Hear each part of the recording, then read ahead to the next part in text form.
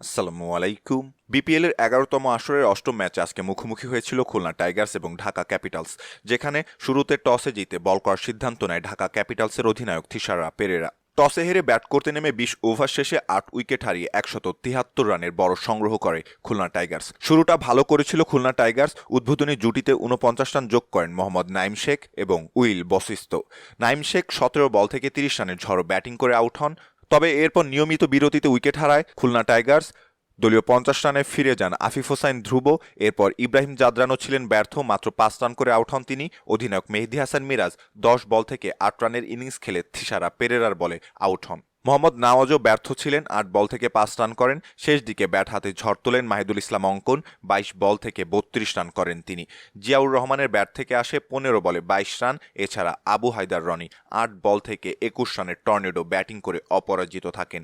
আর এতেই ২০ ওভারে ৮ উইকেট হারিয়ে ১৭৩ রান সংগ্রহ করে খুলনা টাইগার্স।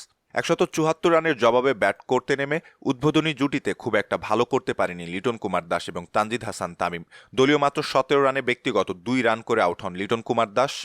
এরপর কোনো রান যোগ না করেই প্যাভিলিয়নের পথে হাঁটেন স্টেফেন এসকেনজি। এরপর সাদাত হোসেন দীপু ছিলেন ব্যর্থ, ৮ বল থেকে ৩ রান করে আউট হন তিনি। দলীয় মাত্র ৪০ রানে ৫ উইকেট হারিয়ে ম্যাচ থেকে ছিটকে যাচ্ছিল ঢাকা ক্যাপিটালস। তখন ঢাকার হয়ে ব্যাট হাতে লড়াই করেন অধিনায়ক থিসারা পেরেরা। তার একা টর্নেডো ব্যাটিংয়ে শেষ ওভারে জয়ের জন্য ঢাকা ক্যাপিটালসের প্রয়োজন ছিল ৩৭ রান। তবে এমন কঠিন সমীকরণের ম্যাচে শেষ পর্যন্ত জেতা হয়নি ঢাকা ক্যাপিটালসের। তবে এই ম্যাচে ঢাকার পাওয়া বলতে অধিনায়ক থিসারা পেরেরার অপরাজিত সেঞ্চুরি। মাত্র ৬০ বল থেকে ১০৩ রানের টর্নেডো ইনিংস খেলে অপরাজিত থাকেন তিনি।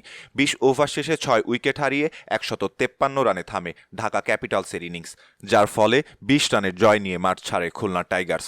এদিকে ম্যাচ হেরে কিছুটা হতাশ ঢাকা ক্যাপিটালসের অধিনায়ক শাকিব খান। ম্যাচ শেষে তিনি বলেন, আমরা টানা ৩ ম্যাচ হারলাম। ছেলেরা চেষ্টা করছে, মাঠে পরিশ্রম করছে, তবে ফলাফল আমাদের পক্ষে আসছে না।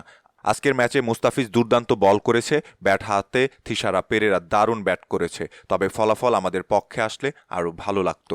সম্মানিত দর্শক, এই ছিল আমাদের হাতে থাকা সর্বশেষ ক্রিকেট আপডেট।